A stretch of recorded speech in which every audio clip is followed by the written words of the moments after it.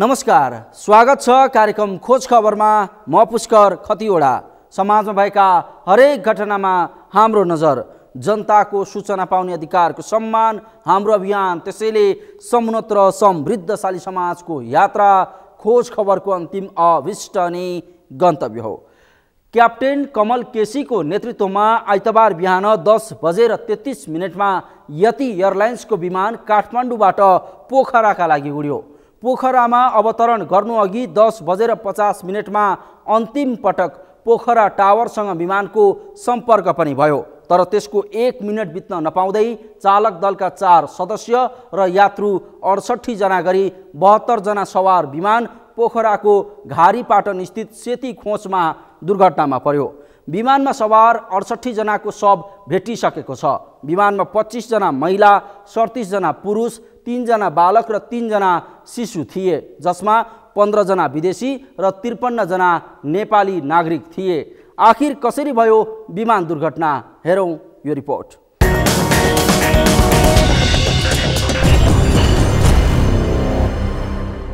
यति एयरलाइन्सको 9NANC जहाज दुर्घटना।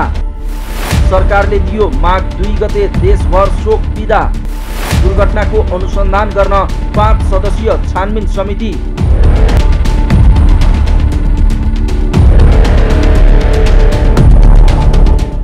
बिहान 10:33 को समय काठमाडौँको त्रिभुवन अन्तर्राष्ट्रिय विमानस्थलबाट यति एयरलाइन्सको 9NANC विमान पोखराका लागि उड्यो। विमानलाई पाइलट कमल केसीले उडाउँदै थिए। विमानभित्र चालक दलका 4 सदस्य र 68 यात्रु थिए। 10:50 हुँदा विमान पोखराको सेती खोज पुगेको थियो। यति बेलासम्म सबै ठिकै थियो, तर एकाएक विमान अनियन्त्रित हुँदै उल्टो भयो र भुइँमा झर्यो। प्रत्यक्षदर्शी र उद्धारकर्ताका अनुसार 10:51 विमान भुइँमा बजारिँदा ठूलो आवाज आयो। केही यात्रु उछिटिए। दुर्घटनाको 12 मिनटमै आगो निभाउन दमकल पुग्यो। दुर्घटनापछि उद्धारका लागि 2वटा हेलिकप्टर पनि परिचालन गरियो, तर विमानमा सवार यात्रुको मृत्यु भयो। दुर्घटनाग्रस्त विमानमा चालक दलका 4 जना र यात्रु 68 जना सवार थिए। यात्रुमा 53 जना नेपाली र 15 जना विदेशी नागरिक थिए। त्यसमा 3 जना बालबालिका थिए। विदेशी नागरिकमा भारतका 5 जना, रसियाका 4 जना, कोरियाका 2 जना, आयरल्यान्ड, अर्जेन्टिना, अस्ट्रेलिया र फ्रान्सका 1-1 जना थिए। स्थानीय उद्धारकर्ताका अनुसार 81 ठूलो आवाज आएपछि हेर्दा सेती खोजको डिलमा विमान बजारिएको थियो। विमान खस्ने बित्तिकै आसपासका व्यक्तिहरू दुर्घटना स्थलतर्फ दौडिए। सुरुमा दुर्घटना स्थलबाट 1 जनालाई ताने। उनको सास चलिरहेको र उनले पानी मागेको उद्धारकर्ता बताउँछन्। त्यसपछि अरू 2 जनाको पनि उद्धार भयो। म स्थानीय सर, सुरुमा खतरा आइसकेको, म भात खान लागेको थिएँ। खाली खुट्टै म दौडेर आएर आउनु भयो। यो 10 मिनटमा थाहा पाइयो, 5 मिनटमा खतरा साथ आइयो। कति बजेको कुरा हो यो? त अब घडी थिएन सर, मोबाइल भएन, दौडिने आइयो हजुर। अब टाइम हेरिएन, अरूलाई आगो लाग्यो, सकिनँ एक्लै। 2 बाल्टी पानी उहाँबाट ल्याएर मैले खनाएँ, सबैलाई कराएँ, पानी लिएर आउनुहोस् पानी भने। अब हामी केटाकेटी थिए, कोही आउन सकेन, तार थियो। म तार फरलेर भयो भने आएँ। मैले यहाँ ल्याएर 7 लाख राखेँ, 2टा हल्लाएर हाल्ने। त्यति बेलासम्म अरू उतारको लागि कोही आउनु भएको थियो, सरहरू सबै पछि आउनुभयो। पुरै ग्याप निकालिसके, छेउमा थियो, आगोले भेट्टा कतिलाई। अब हामीले 4 जनालाई आगोले केही पनि गरेको छैन, अरू सबै जलेको छ। एउटा सानो बच्चा छ, 1.5 वर्ष जतिको। हजुर, सानो बच्चा 4 वर्षको बच्चा। केही थाहा भयो तपाईँलाई? हजुर, कतिजना थियो? थाहा भयो। पहिला सर उहाँबाट यता आएको सर, पहिला उहाँले दुर्घटनामा पर्नु अघिसम्म जहाज सम्पर्कमा थियो। अन्तिम पटक 10:50 सम्पर्कमा आएको विमान त्यसपछि सम्पर्कविहीन भएको त्रिभुवन अन्तर्राष्ट्रिय विमानस्थल स्थित खोज तथा उद्धार समन्वय केन्द्रले जनाएको छ। दुर्घटनाको कारण अनुसन्धानको पाटोमा छ। आज मिति 2079 माघ 1 गते तदनुसार 15 जनवरी 2023 आइतबारका दिन काठमाडौँबाट स्थानीय समय अनुसार बिहान 10:32 पोखराको लागि नेपाली 53 जना, विदेशीहरूमा भारतीय 5, रसियन 4, आयरल्यान्ड 1, अस्ट्रेलियन 1, अर्जेन्टिनी 1, कोरियन 2, फ्रान्सेली 1 गरी जम्मा 68 जना यात्रुहरू र 4 जना चालक दलका सदस्यसहित उडेको यति एयर प्रणालीको त्यसको फ्लाइट नम्बर NYT 691 अनि दर्ता नम्बर, जहाजको दर्ता नम्बर 9NANC विमान पोखरा टावरसँग 10 बजे सेती खोज भन्ने स्थानमा सम्पर्कमा आएको र तत्पश्चात उक्त विमान दुर्घटना भएको। विमान दुर्घटनामा ज्यान गुमाउनेहरूको शव गण्डकी अस्पतालमा राखेर शनाखत भएको छ।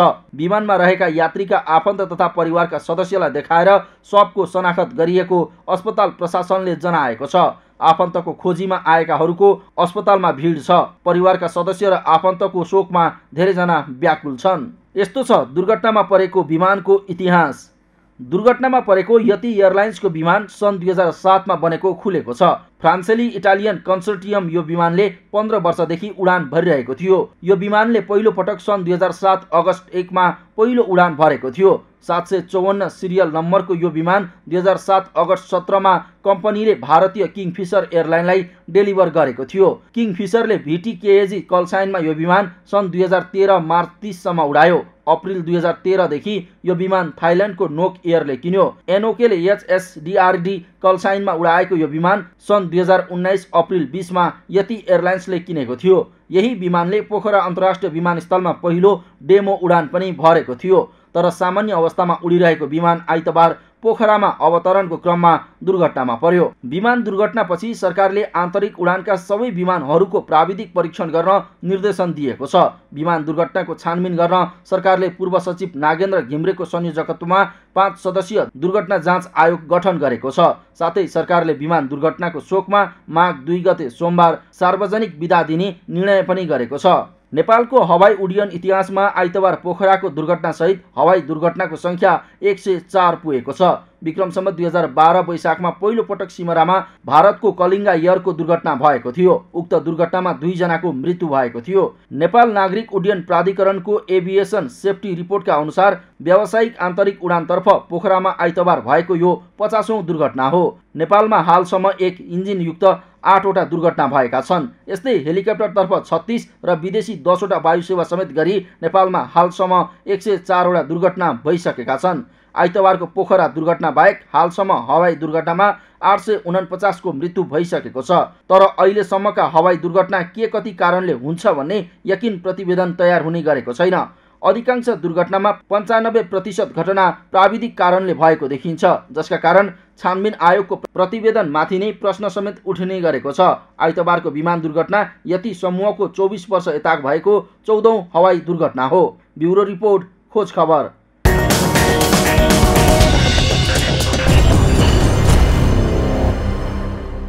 हो, पोखरामा भएको विमान दुर्घटनाको खबरले आइतबार बिहानदेखि देश शोकमग्न बन्यो। विमानमा 53 जना नेपाली, 5 जना भारतीय, 4 जना रसियन, 2 जना कोरियन, आयरल्यान्ड, अस्ट्रेलिया, अर्जेन्टिना र फ्रान्सका 1-1 जना यात्रु सवार थिए। सरकारले दुर्घटनाको छानबिन गर्न आयोग गठन गरेको छ। यस्तै देशभरका विमानको परीक्षण गर्ने र सोमबार देशभर राष्ट्रिय झण्डा आधा झुकाएर शोक बिदा मनाउने निर्णय गरेको छ। कार्यक्रममा एकैछिन ब्रेकपछि सर्लाहीमा वर्षौंदेखि नबनेको एक भवन र बनेर पनि प्रयोगमा नआएको अर्को भवन सम्बन्धी प्रसङ्ग उजागर गर्नेछौँ। हेर्दै गर्नुहोला।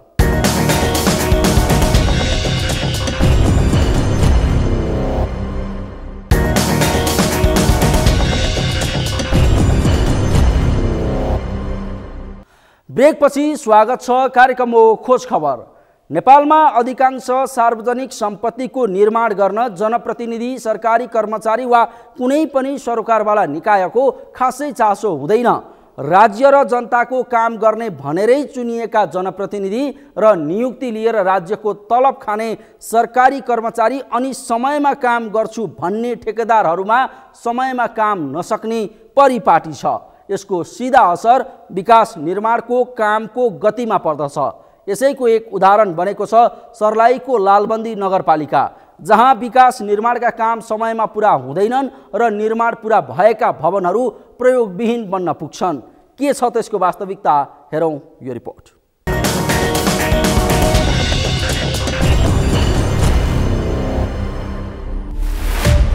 सर्लाहीमा विकास निर्माणको काममा चरम लापरवाही।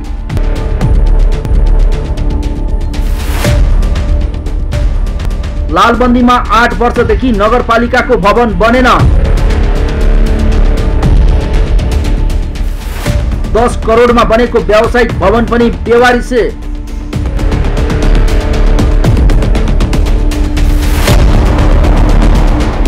सर्लाहीको लालबन्दी नगरपालिकाको भवन निर्माण कार्य करिब 8 वर्षदेखि अलपत्र छ।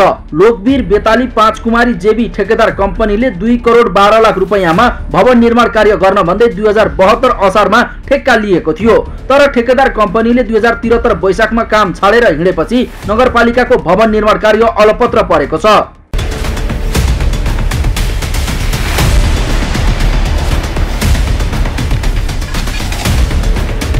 लोकवीर बेताली 5 कुमारी जेबी ठेकेदार कम्पनीले नगरपालिकाको 2 तले भवन निर्माणका लागि 2072 असार 7 गते सम्झौता गरेर 2075 असार मसान्तभित्रमा निर्माण सम्पन्न गर्ने सहमति भएकोमा सो मिति गुज्रिएको करिब 5 वर्ष पुग्न लाग्दा पनि भवन निर्माण कार्य अझैसम्म अलपत्र परेको छ।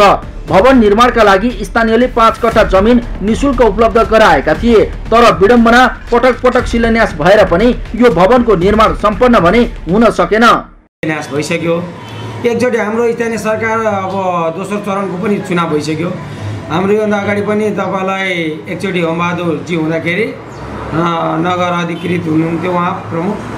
अब त्यस्तै गरी अर्को पनि अब हाम्रो मानबहादुरजी हुँदा पनि भइसकेको चिजमा अब त्यति गर्दाखेरि पनि दुई चोटि भएर शिलान्यास, तर काम चाहिँ एकचोटि पनि नभएको र त्यो भवनलाई अब हामीले चाहिँ सरकारी हस्पिटलको भवनतरमा तयार गर्छौँ भनेर चाहिँ अलिकति कुरो बाहिर आइरहेको, त्यो गर्दाखेरि चाहिँ गलत हुन्छ। जे चिजको लागि दिएको छ त्यो चिज सदुपयोग होस्। यो नगरपालिकाको भवन बनाउनु दिएको चिज नगरपालिकालाई नि बनाउनु पर्ने हुन्छ। त्यो भोलि गएर हस्पिटल एउटा हाम्रै यहीँ छन् वडा नम्बर 9 मा, तर त्यही पनि त्यसलाई चासो दिएको छैन। जुन चाहिँ ठुलो भवन छ त्यसलाई अलिक चासो दिनुपर्ने, त्यहाँ नदिएर अब बजेट चाहिँ सकाउने क्रमैको लागि नगरपालिका बनाउन भनेर दिएको भवन चाहिँ अर्को हस्पिटल बनाउने भन्ने भवनमा गएको छ। त्यो प्रति चाहिँ नभइदियो हुन्थ्यो। भवन निर्माणको काम छोडेर बेपत्ता भएको ठेकेदार कम्पनीले पटक पटक गरी कुल 97 लाख रुपैयाँ रकम भुक्तानी लिइसकेको छ। ठेकेदार कम्पनीले 2072 असोज 17 मै 42 लाख पेस्की लिएको थियो। त्यसपछि 2072 पुस 27 मा 43,28,835 रुपैयाँ र 2072 फागुन 30 मा 11,71,165 रुपैयाँ ठेकेदार कम्पनीले भुक्तानी लिएको छ। आफूहरू निर्वाचित भएर आउनु पहिला नै ठेक्का लागेको र आफूहरू निर्वाचित भए लगत्तै चासो राखेर र बजेटको समेत व्यवस्था गरेको भए पनि कर्मचारीहरूका कारण अलपत्र परेको स्थानीय तहका पूर्व पदाधिकारीहरू बताउँछन्। हामी 74 साल असोजको स्थानीय निर्वाचनबाट निर्वाचित भएर आफ्नो पदभार ग्रहण गरे लगत्तै मैले त्यो विषयमा चाहिँ नगरपालिकाका कर्मचारी साथीहरूसँग यसको विषयमा बुझ्दाखेरि चाहिँ यो लोकवीर बेताली जेबी 5 कुमारी के भने कन्स्ट्रक्सनले चाहिँ त्यो ठेक्का सकार गरेको थियो र उसले चाहिँ एपीजी लिने बेलामा त्यो अग्रिम भुक्तानी लिने बेलामा चाहिँ ब्याङ्कबाट ल्याएको ब्याङ्क जमाना चाहिँ डुप्लिकेट रहेको कारणले चाहिँ उनी चाहिँ कामको मूल्याङ्कनभन्दा बढी पैसा लिएर भागेको भन्ने सूचना प्राप्त भयो। त्यस लगत्तै हामीले कार्यपालिका बैठकबाट पनि त्यो भवन चाहिँ सम्पन्न गराउनुपर्छ भन्ने कुरा गर्दाखेरि अख्तियारका टोलीका कर्मचारीहरू आउनु पनि भएको थियो। त्यस वडाको वडा अध्यक्षको हिसाब किताबले मलाई पनि एउटा मुजुल्कामा उहाँहरूले चाहिँ मूल्याङ्कन प्रतिवेदनमा चाहिँ सही गराउनु पनि भएको थियो। त्यस लगत्तै हामीले फेरि पनि प्रयत्न गऱ्यौँ त्यो भवन बनाउनलाई। अब बजेटको पनि व्यवस्थापन गरेको हाम्रो नगरसभाबाट त्यो अधुरो भवन सम्पन्न गराउनको लागि चाहिँ लगभग हामीले 1 करोडको पैसा व्यवस्थापन गरेको पनि थियौँ। तर फेरि ठेक्का लगाउने चाहिँ कर्मचारी हुनुपर्ने जस्तो अब प्रशासकीय अधिकृत र चाहिँ त्यहाँको चाहिँ हाम्रो इन्जिनियरको चाहिँ प्राविधिक प्रमुखबाट चाहिँ यो काम अहिले अख्तियारबाट रोकिएको कारणले हामी अहिले ठेक्का निकाल्न सक्दैनौँ भनेपछि यो अलपत्रै बस्यो। नक्कली कागजात पेश गरी रकम लिएर फरार रहेको भन्दै नगरपालिकाले ठेकेदार कम्पनी विरुद्ध जिल्ला अदालत सर्लाही र अख्तियार दुरुपयोग अनुसन्धान आयोगमा पनि मुद्दा दायर गरेको थियो। यस्तै ठेकेदार कम्पनीलाई कारबाहीका लागि 2072 फागुन 30 गते प्रहरीमा उजुरी समेत परेको थियो। तर लालबन्दी नगरपालिकाका पदाधिकारी भने ठेक्का प्रक्रियामै समस्या रहेका कारण निर्माण कार्य ढिलो भएको बताउँछ। त्यसको विषयमा त्यति समस्या छैन। त्यो सुरुमा ठेक्का प्रक्रियामा थियो। ठेक्का प्रक्रियामा केही त्रुटि भयो, उजुरी पर अख्तियार दुरुपयोग अनुसन्धानले त्रुटि हो भनेर सम्बन्धित व्यक्तिहरूलाई चाहिँ कारबाही दण्ड जरिमानाको कुरा पनि टुङ्ग्याएको अवस्था छ त्यो। अब हामीले त्यसलाई जति बनेको अवस्था छ त्यसलाई 0 मानेर त्योभन्दा माथिको संरचनाको विस्तृत परियोजना प्रतिवेदन बनाउँदैछौँ। यो वर्ष 1 करोड बजेट व्यवस्थापन छ। 1 करोडले बजेट संरचना त बन्दैन, तर मेरो सोच चाहिँ त्यसलाई चाहिँ मल्टी इयर प्रोजेक्टको रूपमा बहुवर्षीय आयोजनाको रूपमा स्वीकृत गरेर कति लागत लाग्छ 1.5 वर्षभित्र सम्पन्न गर्ने गरी त्यो चाहिँ तयारी गर्दैछ। ठेकेदारले जमानत राखेको भनेको 42 लाख रुपैयाँ ब्याङ्कको रेकर्डमा नभेटिएको भनेर ब्याङ्कबाट समेत नगरपालिकामा पत्र आएको थियो। काम सुरु गर्न र जमानतको रकम ब्याङ्कमा जम्मा गर्न नगरपालिकाले पटक पटक पत्रचार गरे पनि ठेकेदार कम्पनी सम्पर्कमा नआएपछि भवन निर्माण कार्य अलपत्र परेको हो। यता ठेकेदारले काम गरेको भन्दा 25% बढी भुक्तानी लगेको मूल्याङ्कन भएको छ। हाल नगरपालिका शहरी विकास तथा भवन डिभिजन कार्यालय जनकपुरले बनाएको ज्येष्ठ नागरिक आवास गृहबाट सञ्चालित रहेको छ। यस्तै सर्लाहीकै लालबन्दी नगरपालिका वडा नम्बर 7 मा निर्माण भएको व्यापारिक कम्प्लेक्स भवन समेत बेवारिसे बनेको छ। लालबन्दी नगरपालिका वडा नम्बर 7 स्थित जारमा किरातेश्वर मान्टपुमरी जेबीले 10 करोड रुपैयाँको लागतमा आर्थिक वर्ष 2075-76 बाट निर्माण सुरु गरेको व्यावसायिक भवनको अन्डरग्राउन्ड सहित 6 तला र 53 कोठा निर्माण गरिएको भए पनि अहिलेसम्म प्रयोगमा नल्याउँदा बेवारिसे बनेको हो।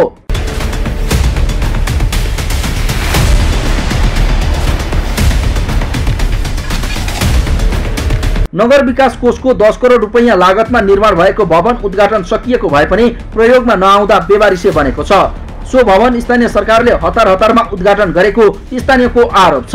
मेरो नाममा राखिदैन कि भनेर मैले उद्घाटन गरेन कि भनेर रिबन काटेर उहाँहरूले आफ्नो नाम राख्नलाई मात्र छाप छोड्ने हो भने चाहिँ त्यो गलत छोडे जस्तो लाग्यो। अहिलेसम्म अलपत्रमा छ। भवनप्रति चाहिँ अब कतै मुद्दा चलाइरहे, मुद्दा पनि चल्ने भन्ने अवस्था आइरहेको छ। अब यो चाहिँ हामीले चाहिँ के चाहन्छौँ भने ठेकदारले गलत गरेको छ भने ठेकदारलाई तान्नुहोस्। नगर हाम्रो यो नगरमा स्थानीय सरकार हुन्छ, उहाँले आफ्नो स्थानीय सरकारको सदुपयोग के कस्तो गर्नुहुन्छ, स्थानीय सरकारलाई दिएको कानुन बमोजिम अनुसार कारबाहीहरू उनीहरूले प्रक्रिया अनुसार चालेर यो भवनलाई सुचारू गरेर राम्रो काम र सुरुवात गरोस्। यसरी निर्माण सम्पन्न भएको भवन उद्घाटन गरिएको भए पनि लामो समयसम्म प्रयोगमा नआउँदा बेवारिसे बनेको छ। नगर विकास कोषको ऋण लगानीमा लालबन्दी नगरपालिकाले ठेक्का लगाएर निर्माण सम्पन्न गरेको भवन प्रयोगमा नआउँदा भवनमा लगाइएका सिसाहरू फुट्न थालेका छन्। तर नगरपालिकाले भने ठेकेदारले केही काम बाँकी राखेका कारण हस्तान्तरण नहुँदा नगरपालिकाले नबुझेको नगरपालिकाले जनाएको छ। त्यो ठेका प्रक्रिया भएको हो। ठेकेदारले हस्तान्तरण गरेका छैन। हस्तान्तरण गर्नको लागि केही उसका टेक्निकल कामहरू पुरा गर्न बाँकी छ। जस्तो त्यहाँ चाहिँ ट्रान्सफर्मर प्रयोग भएको छ, अलग्गै लिफ्टिङ प्रयोग भएको छ। त्यसको चाहिँ टेक्निकल्ली परीक्षण गरेर भेरिफाई गरेर ओके गरेर हामीले हस्तान्तरण गर्नुपर्छ। त्यहाँ चाहिँ प्राविधिक समस्याका कारण त्यो परीक्षण हुन नसकेको कारणले ठेकेदारले हामीले हस्तान्तरण गरिसकेका छैन। हस्तान्तरण नगरुन्जेल चाहिँ हामीले त्यसलाई गर्न सकेका छैनौँ। ताकेता भइरहेछ ठेकेदारलाई। नगर विकास कोषले लालबन्दी नगरपालिकालाई देशभरका नगरपालिकाहरूमध्ये उत्कृष्ट भएको भन्दै नगद 1 लाख रुपैयाँ सहित सम्मान गरेको थियो। नगर विकास कोषले लगानी गरेका कामहरूमा नगरले उत्कृष्ट काम गरेको भन्दै कोषले सम्मान गरेको र यो भवन निर्माणका लागि ऋण लगानी गरिएको थियो। नवनिर्मित भवन नगरपालिकाले ठेक्का मार्फत व्यवसाय गर्न दिने र त्यसबाट वार्षिक करिब 2 करोड रुपैयाँ नगरको आम्दानी हुने नगरपालिकाले अनुमान गरेको छ। लालबन्दी बजारमा हालसम्म कुनै पनि ठूला व्यावसायिक भवन नरहेको र नगर विकास कोषले सहयोग गरेर निर्माण भएको भवनमा धेरै प्रकारका व्यापार व्यवसाय गर्न सकिने भए पनि निर्माण सम्पन्न भएको लामो समयसम्म भवन प्रयोगमा नआई बेवारिसे बनेको छ। खोज खबरका लागि सर्लाहीबाट शङ्कर पहाडीको रिपोर्ट।